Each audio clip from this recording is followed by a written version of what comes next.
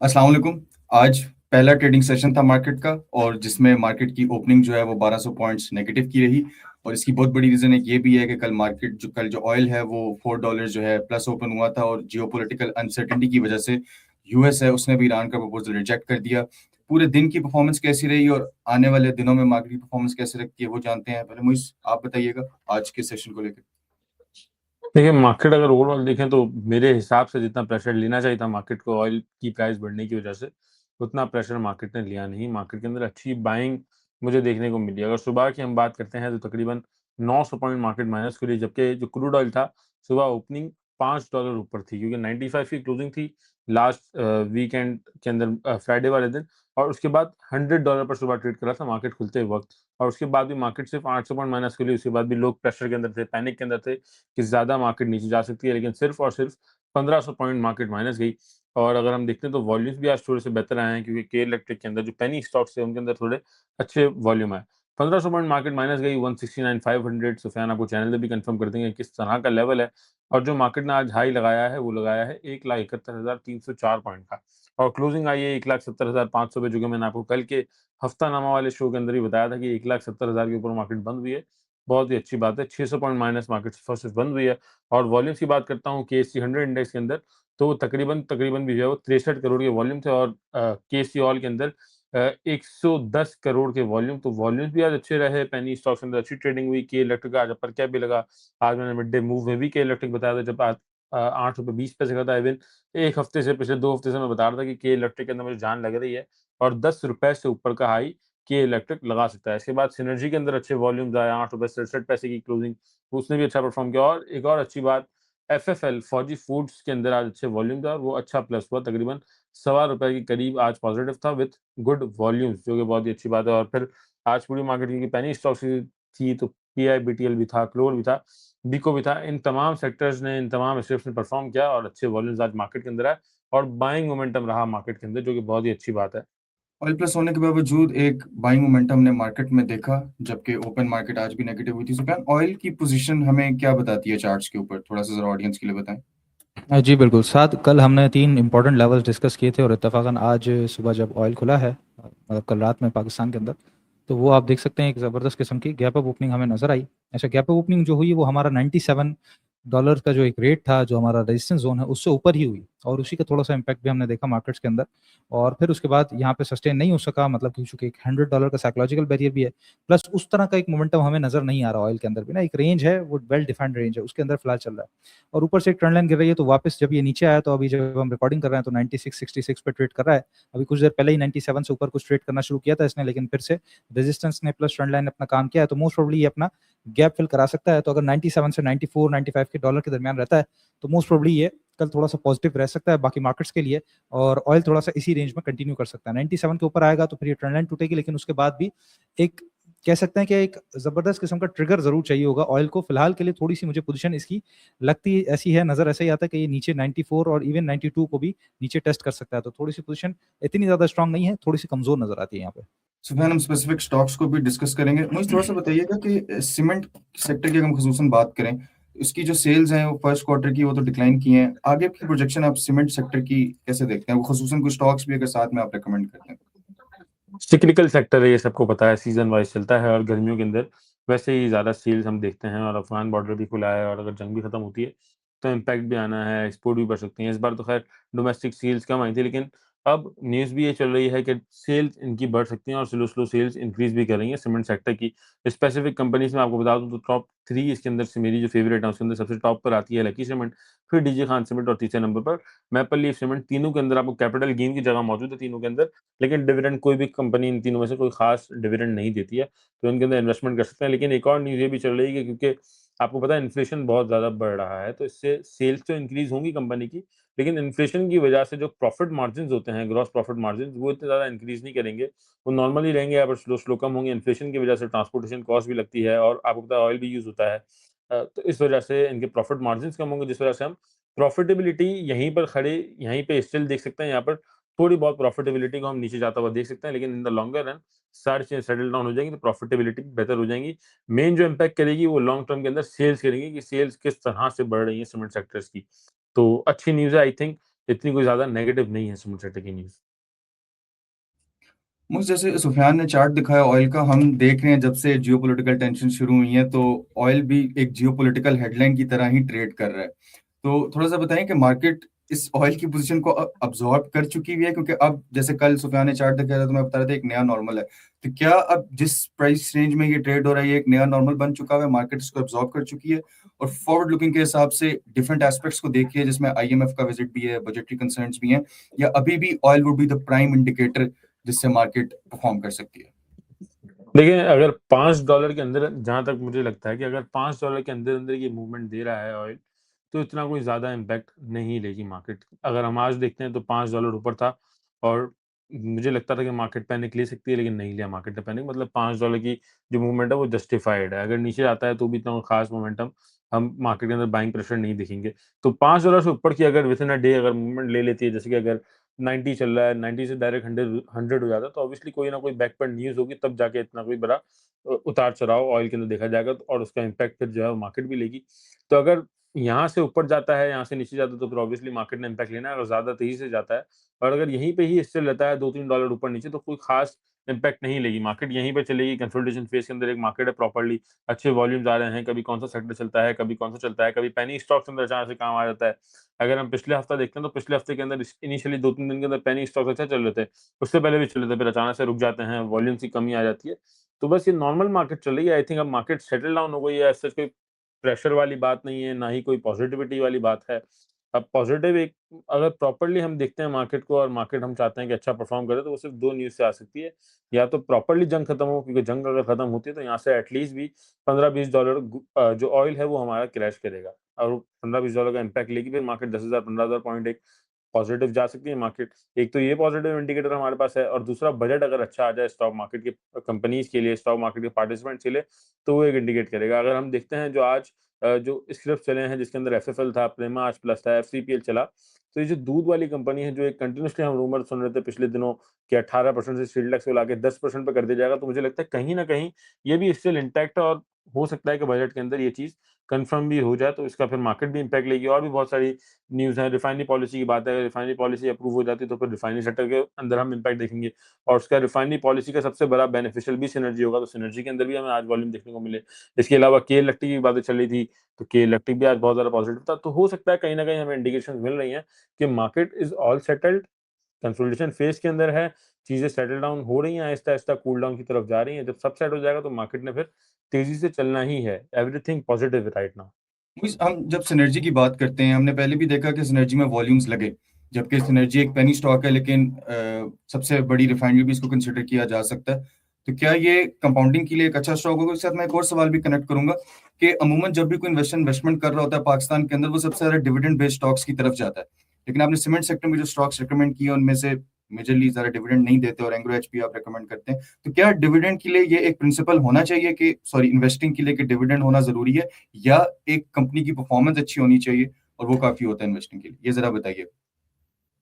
देखिए, डिपेंड करता है आपको किस तरह की इन्वेस्टमेंट करनी है। अगर लास्ट टाइम, आई थिंक पिछले हफ्ते या उससे पिछले हफ्ते आपने मुझसे पूछा था कि इन्वेस्टर का पोर्टफोलियो किस तरह का होना चाहिए, तो मैंने आपको बताया था कि 50% आपके पास डिफेंसिव स्टॉक्स होने चाहिए, 25% आपके पास इस तरह के स्टॉक्स होने चाहिए जो कैपिटल गेन दें, भले डिविडेंड ना दें, जैसे कि सीमेंट सेक्टर जिसमें आ जाता है। सारी कंपनी स्ट्रांग है, ऐसे नहीं कंपनी कोई खराब है, पेनी स्टॉक्स हैं, या ग्रुप ग्रुप में कोई मसला है। कंपनी सारी अच्छी है, बस डिविडेंड पे नहीं करती हैं और फ्लक्चुएशन ज़्यादा होती है। अगर मार्केट गिरेगी तो सबसे पहले सीमेंट सेक्टर ही गिरा हुआ होगा, मार्केट बढ़ेगी तो सबसे पहले सीमेंट सेक्टर ही बढ़ा हुआ होगा। डिफेंसिव स्टॉक्स जो होते हैं वो स्टेबल होते हैं, तो 50% डिफेंसिव, 25% कैपिटल गेन वाली, और जो 25% है बाकी, वो आपके पास इस तरह के पेनी स्टॉक्स हो सकते हैं, या फिर कोई इस तरह की कंपनी हो सकती है जिसकी अर्निंग्स अभी तो खास नहीं हो, जैसे कि फार्मास्यूटिकल के अंदर बीएफ बायो है, उसकी अर्निंग्स अभी अच्छी नहीं है, लेकिन मुझे लगता है कि फ्यूचर के अंदर उसकी अर्निंग्स बेहतर हो सकती हैं। या फिर रिफाइनरी के अंदर सिनर्जी है, मुझे लगता है कि भाई अभी इसका ₹8 का रेट है, लेकिन फ्यूचर के अंदर ₹15 जा सकता है। केएल इलेक्ट्रिक इस तरह की कंपनी है, क्लोवर इस तरह की कंपनी है, बीको इस तरह की कंपनी है, बनीज लिमिटेड ने ऑलरेडी गेन दे चुकी है मुझे, लेकिन स्टिल अगर लगता है कि बनीज लिमिटेड ऊपर जाएगा, तो जो 25% होते हैं जिसके अंदर आप पेनी स्टॉक्स रखते हैं, जो कि रिस्की भी होते हैं, अगर वो परफॉर्म नहीं किया, वो नीचे आ गई, तो मतलब दोनों सिनेरियो होते हैं। तो इस तरह का अगर आप पोर्टफोलियो बनाते हैं, तो मुझे लगता है कि आपका एक बैलेंस्ड पोर्टफोलियो बनेगा, और अगर किसी कंपनी ने अच्छा छक्का लगा दिया, आपको अच्छा रिटर्न दे दिया, तो आपका जो है पोर्टफोलियो आउट परफॉर्म भी कर जाएगा। जैसे कि लोगों के पास साज़गार था, साज़गार से लोगों को इतनी उम्मीदें नहीं थी कि रिक्शा ही तो बनाती है, इससे अच्छा हम इंडस मोटर के अंदर इन्वेस्टमेंट कर देते हैं, एच कार के अंदर इन्वेस्टमेंट कर देते हैं। लेकिन जिसके पास साज़गार था वो 25% वाले पोर्टफोलियो के अंदर पेनी स्टॉक्स वाले या फिर जो आउट परफॉर्म कर सके उनके अंदर, तो उसने तमाम शेयरों को आउट परफॉर्म कर दिया। और जिसके पास 25% के अंदर ही 5% सिर्फ साझेदार होगा, तो उस 5% का भी इम्पैक्ट इतना बड़ा पूरे पोर्टफोलियो पे आ गया कि उसने जो है वो अच्छा ज़्यादा सबसे ज़्यादा पैसा कमा लिया। तो इस तरह का पोर्टफोलियो आप बनाएँगे डिवाइड करके तो फिर ज़्यादा बेहतर होगा। हम सुबह से ट्रेडिंग की स्ट्रेटजी भी समझेंगे। इसके साथ सुबह आज जैसे हमने के इलेक्ट्रिक में मोइज़ ने बताया कि वॉल्यूम्स हमें नज़र आए। कुछ स्टॉक्स जैसे एफएफएल हो गया, के इलेक्ट्रिक हो गया, इनको ज़रा अगर आप चार्ट पे दिखा दें ऑडियंस के लिए। जी बिल्कुल, चार्ट्स पे हम चेक कर लेते हैं स्टॉक्स को अपने। और फौजी फूड और के इलेक्ट्रिक की आपने बात की, सबसे पहले मेरा सामने फौजी फूड ही ओपन हुआ है। अच्छा, इसके अंदर जो पोजीशन है हमारे चैनल के अंदर भी ये वापस आया और काफ़ी अच्छा वापस आया है।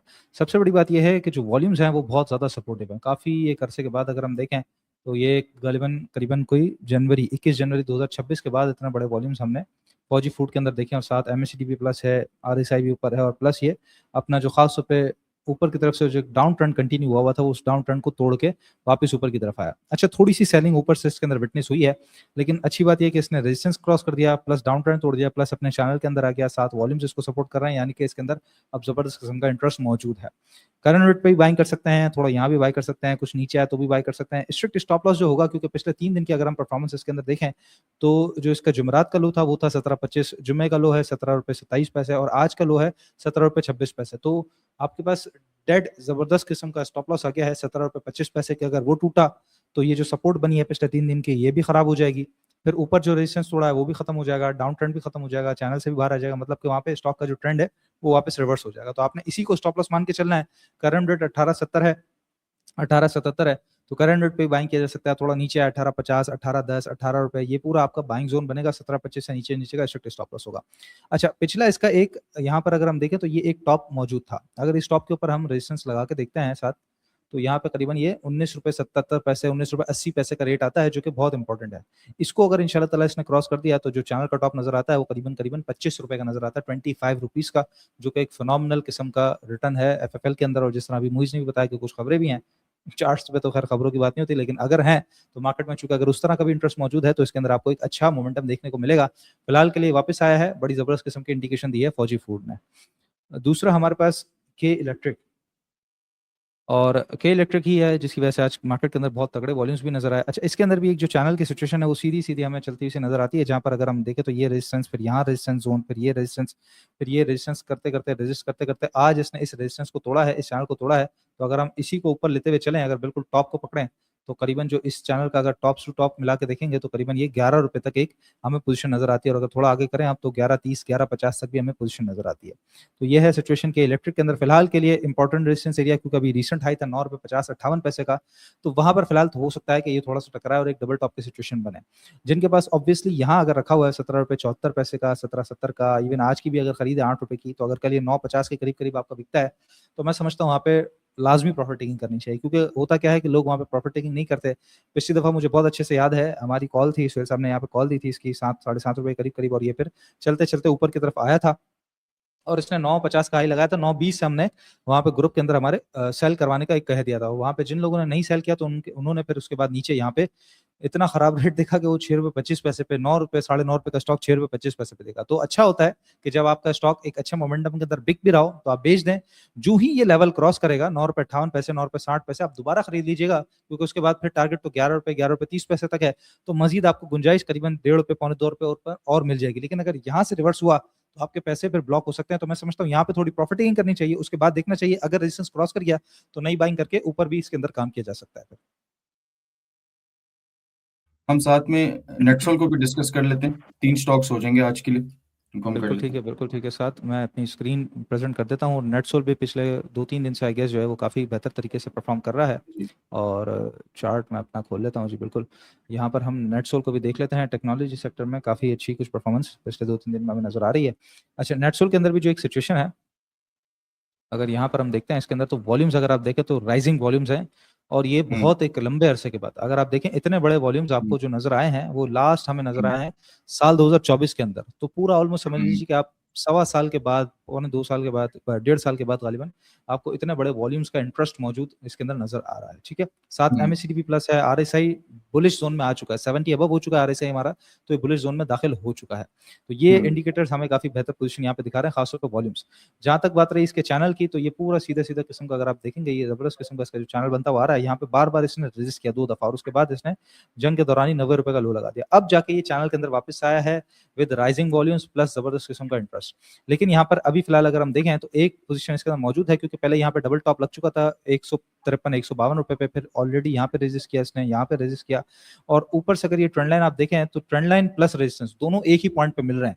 तो अगर जिनके पास नीचे का रखा हुआ है वो तो यहाँ पे लाजमी थोड़ी बहुत प्रॉफिट टेकिंग कीजिएगा, ज़रूर कीजिएगा कि आपको अच्छा प्रॉफिट करने का मौका यहाँ पे मिल रहा है। अगर आपके पास यहाँ नीचे 125, 126, 127 की बाइंग है, 130 इवन 145 की आज भी आपने खरीदा है और अगर आपका ऊपर बिक रहा है 5-10 रुपए ऊपर, तो आप बेच के थोड़ा सा साइडलाइन रहें, थोड़ा सा देखें इसको। अगर तो ये दोबारा रीटेस्टिंग के लिए आता है, क्योंकि अभी घुसा है ये अंदर, ठीक है, अभी चैनल के अंदर इसने जो है वो आया है, तो अगर ये यहाँ से टकरा के वापस आता है तो दोबारा बाइंग और डिप का मौका मिल जाएगा। लेकिन अगर रेजिस्ट ना किया और ऊपर खड़ा हो गया तो फिर आप खरीदेंगे इंशाल्लाह ताला, तो ये 175 से 180 रुपए तक के टारगेट आपको नेटसोल में नजर आते हैं। फिलहाल तीनों स्टॉक्स फौजी फूड, के इलेक्ट्रिक और नेटसोल तीनों काफी बुलिश नजर आ रहे हैं, लेकिन तीनों के अंदर एक तरीके से आप समझ लीजिए कि एक रेजिस्टेंस है, वो क्रॉस हो जाए तो मजीद बुलिश इसके अंदर जो पोजीशन है वो बन सकेगी, तो आपको समझ लीजिए कि एक कंफर्मेशन के साथ आपकी ट्रेड इसके अंदर हो जाएंगी।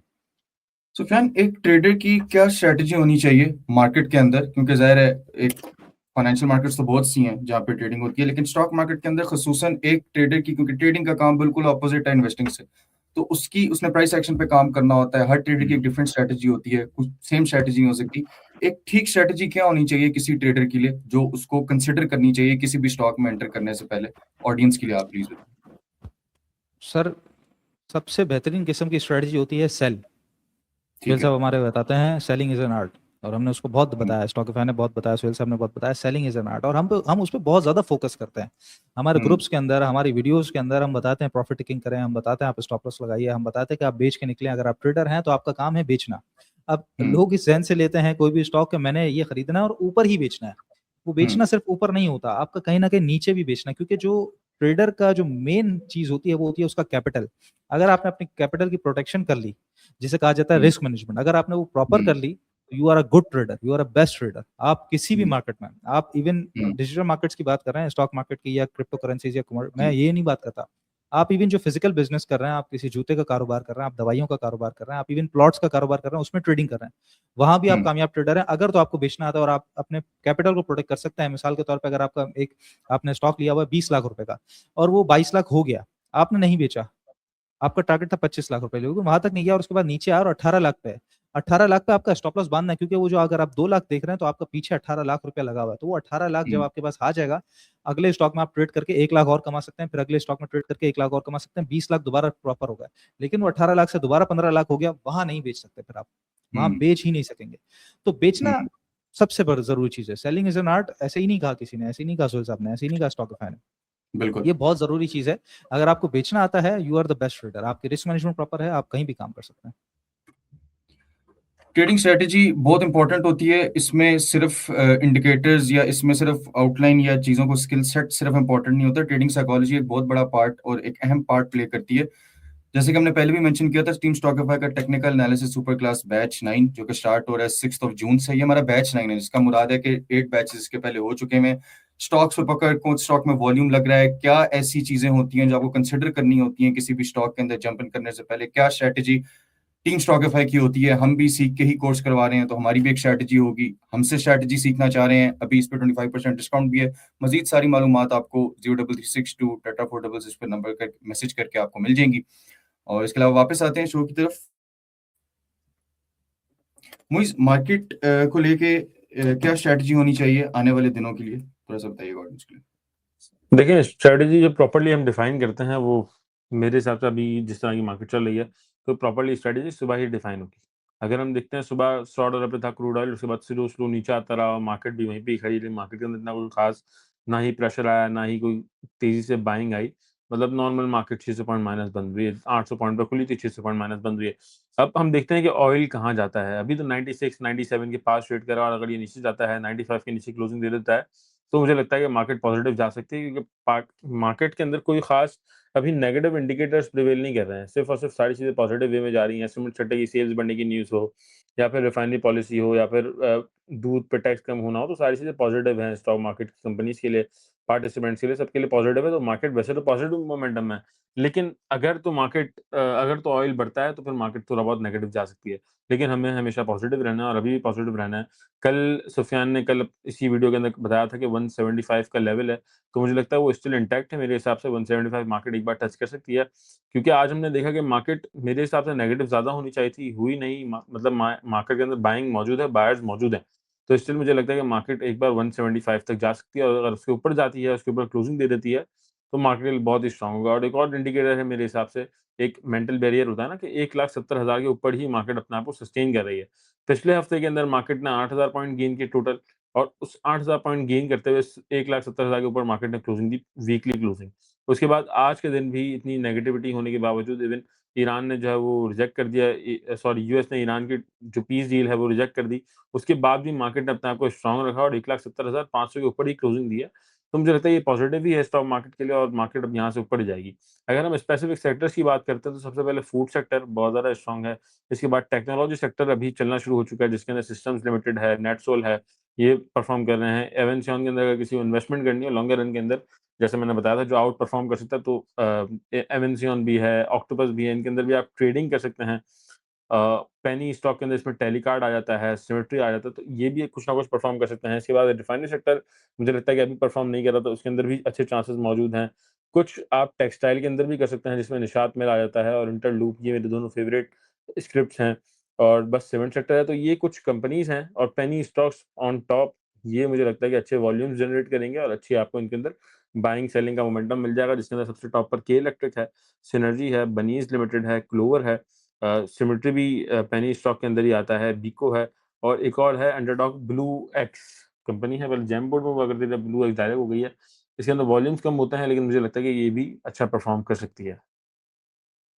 ब्लू एक्स मोइस नई कंपनी है अभी, या इसको थोड़ा सा टाइम हो पुरानी गया है, पहले बिजनेस? जेम बोर्ड में हुआ करती थी, और अब जो है वो मेन बोर्ड में आ चुकी है। टाइम हो गया इसको काफ़ी, हमने पहले ट्रेडिंग भी कराई थी, ₹6 पे हमने बाइंग कराई थी हमारे ग्रुप वालों को, हमारे क्लाइंट्स को, और वहाँ से फिर 7 सवा 7 पे सेल कराया था। कल भी इसने सवा ₹7 का हाई लगाया है, और 6:30 पौने 7 के पास ही ट्रेड कर रहे हैं। तो मुझे लगता है कि इसके अंदर भी अगर आप कम वॉल्यूम के साथ करें, तो अच्छा गेन आपको मिल सकता है इसमें।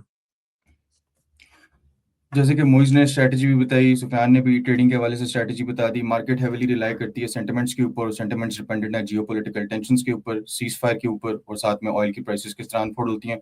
आपको 12 साथ-साथ अपडेट भी रखेंगे। इंशाल्लाह मुलाकात होगी आपसे कल नेक्स्ट एपिसोड में रोज़नामा की। तब तक के लिए मुझे और मेरी टीम को इजाज़त दीजिए। अल्लाह हाफ़िज़।